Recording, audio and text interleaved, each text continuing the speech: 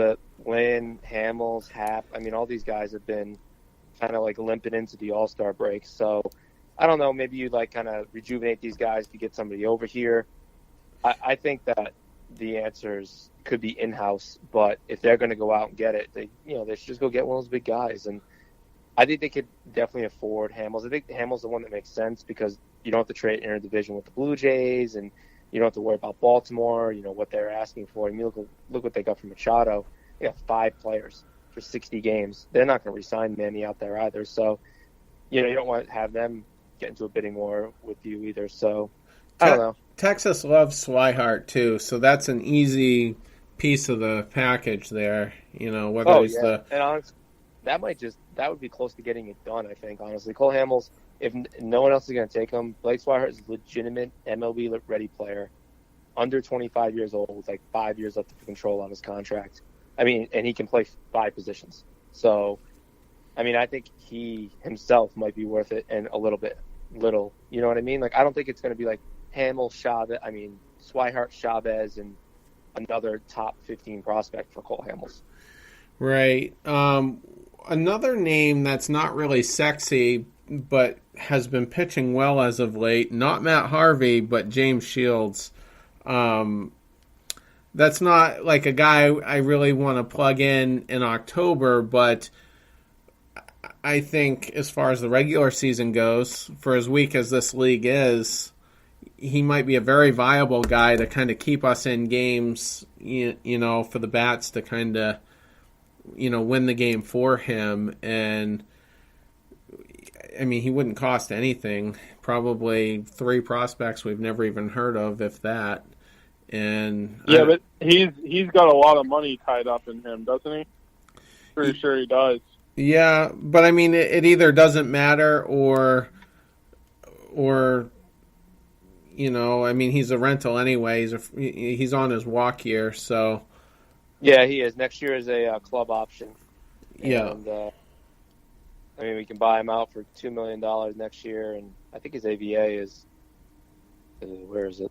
Is it 12 million? 10 million? Oh, 10 million. Yeah. It'd just be nice to have some stability, because remember when we got Peavy and we're like, okay, now we're good. And he wasn't really great, over those last 2 months. He wasn't even great in the postseason, but you just had the peace of mind knowing that you had him and that he wasn't going to go out there and get killed, and so I guess it worked out okay. And I think he pitched the clinching game against Tampa in the, or maybe that was Buchholz, actually. I forget which one.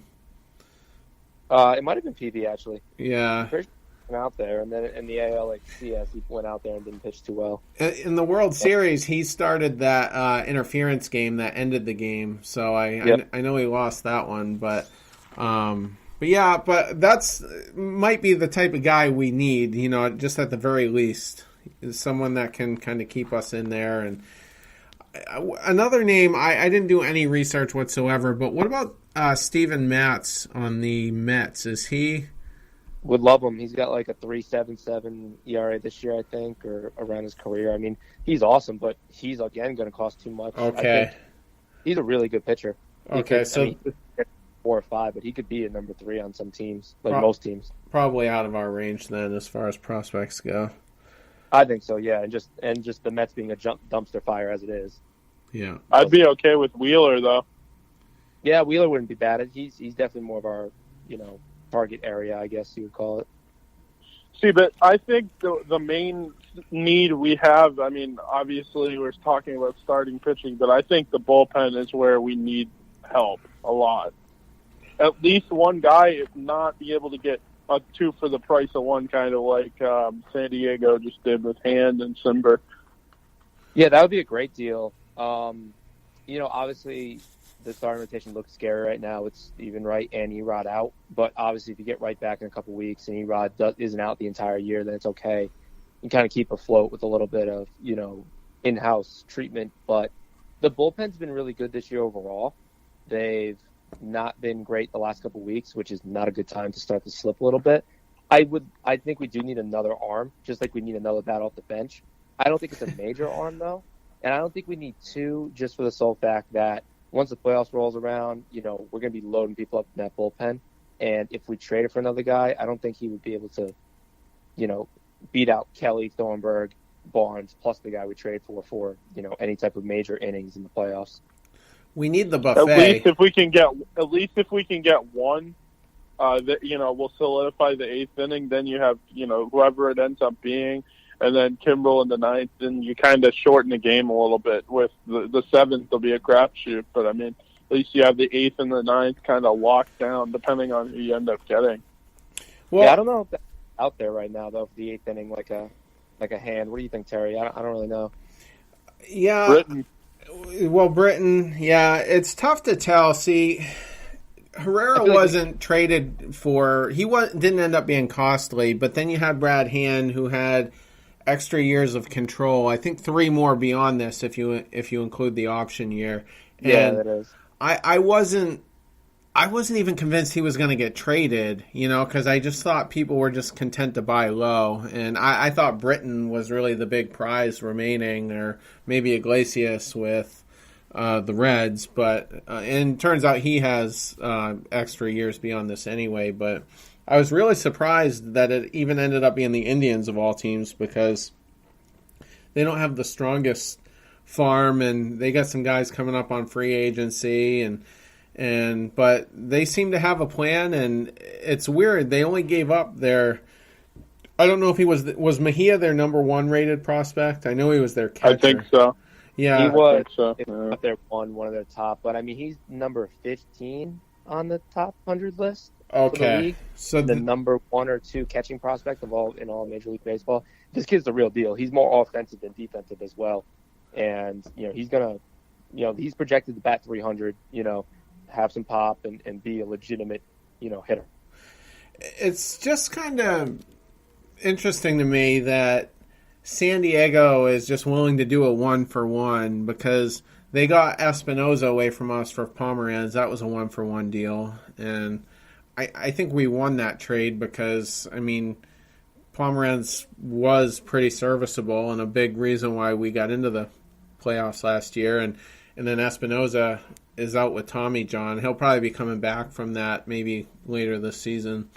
But yeah, but you always win the trade when you get the player first, because you get to wait how many years. I mean, James Shields, I'm pretty sure, was traded for Tatis Jr. in San Diego, who's the number 3 prospect on baseball. But the White Sox still win that trade because James Shields has played in major leagues. Like, Tatis Jr. is going to play there, obviously, but if he tore his knee up and then never really got back to form, Chicago wins that trade, even though James Shields sucks. He still wins that trade. You know what I mean? Right. It's just interesting how they do a lot of 1-for-1s, though, is what I was getting at. Because then on the flip side, you got Manny Machado, who goes from Baltimore to Los Angeles for 5 prospects. One really good one, and I saw a tweet from Chris Saunders earlier, and he's fairly high on 2 others that were in that package as well. But Diaz was the only one in the top 100. So yeah, he's the prize of that one. But it's just a difference of farm systems and where they're at right now. If you go look at the Padres, I think they have 9 top 100 prospects at this point. So they don't need to go for quantity anymore. They need quality. They need to keep bringing in, top prospects, because they're going to, A, run out of places to be and to compete for. But on top of that, they're going to be ready in a couple of years. So they need to start getting guys that are, going to be ready in 2 years, not ready in 5. So I think when you look at some of those trades, it was like Tatis Jr. came over and almost in for basically a 1-for-1. And now they got Mejia, however you pronounce his last name. And they're building something there. They're ready to build it. Baltimore is nothing. They're not ready. They're going to be the last team ready in a rebuild. They have no prospects in the pool. So they need to just throw as many darts at the dartboard as they can, where San Diego, kind of like the Royals were in 2011, can just pick specific pieces and build around it, because everyone's going to come together at once. Baltimore has no ETA. San Diego will be good in 2 or 3 years.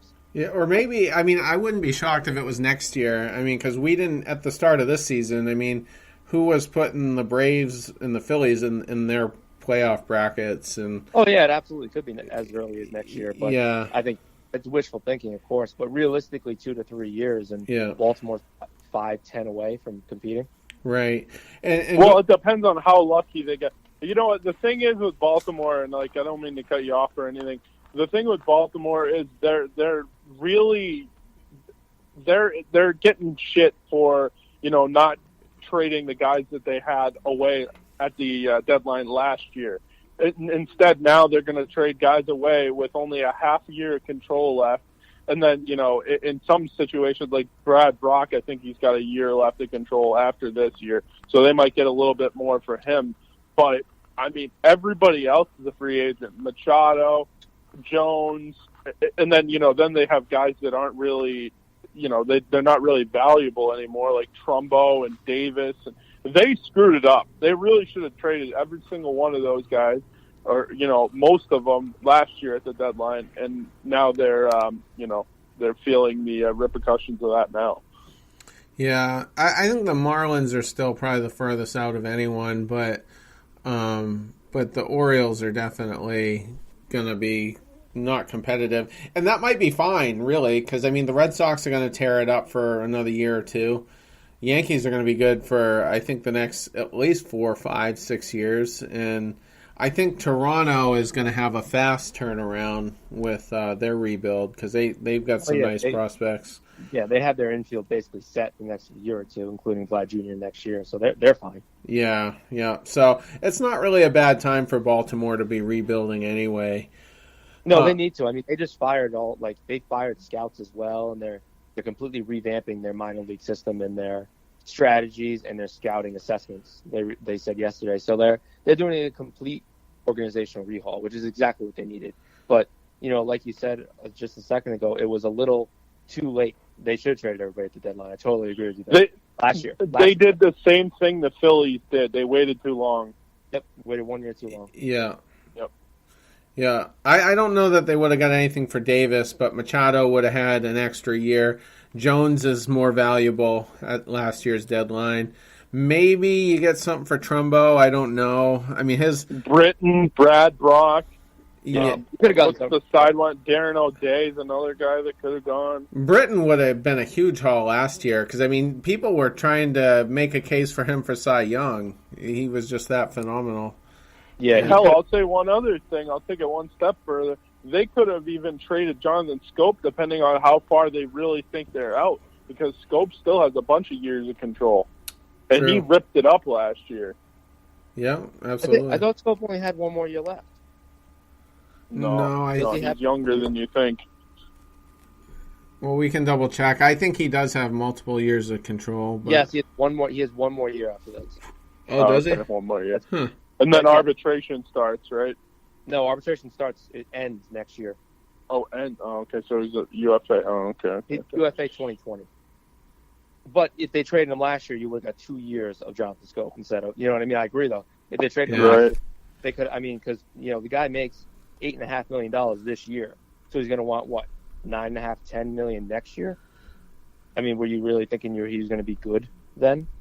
I'm sorry. Not him good, but the team good. You know what I mean? I don't understand. Exactly. Right. Yeah. And you can always go get guys back. And Terry, I saw you tweet somebody today saying they were comparing the Leicester deal and Will Machado signed back there because he was traded. And it had nothing to do with the trade. It was the embarrassing low ball offer before and how he handled the situation. He wanted to get traded. He wanted to help the Red Sox. He even said, I will come back to the Red Sox. So I don't know what that guy was talking about. Lester said he would come back once he got traded. Yeah, he said he wanted to help the team, and he said he loves Boston.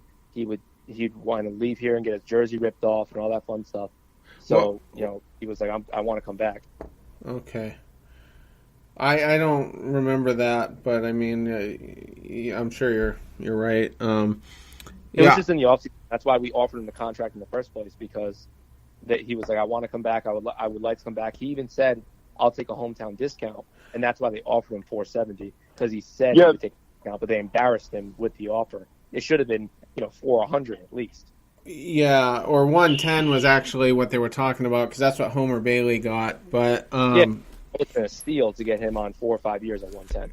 Yeah, but also, though, I know for a fact that he did shut down all negotiations after that initial low ball. Like, they wouldn't come to the table at all. Right? Yeah, because he was pissed. Yeah, and I think the Red Sox were like $15 million under what the Cubs offered, and that's not counting the signing bonus that